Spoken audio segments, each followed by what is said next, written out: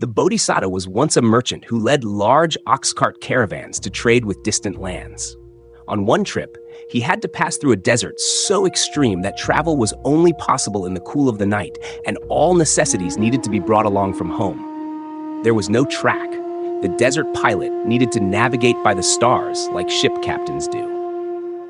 On the final night of the journey, with the end of the desert up ahead, the Bodhisatta ordered the water and firewood discarded to lighten the load and speed their travel.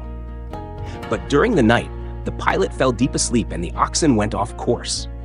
When morning arrived, the caravan was back where it had been the day before.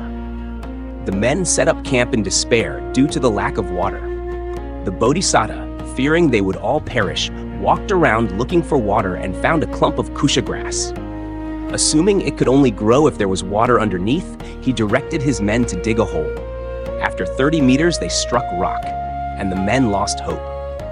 But the Bodhisatta climbed down and placed his ear on the rock and heard water running beneath it. A young serving boy was the only one who had not given up. The Bodhisatta ordered him to go down and break the rock with a sledgehammer, telling him that if he lacked courage and refused, they would all die. The boy did as he was told, and his blow broke the rock that had dammed the spring's rise. Water shot up out of the hole as high as a palm tree. Everybody drank and bathed.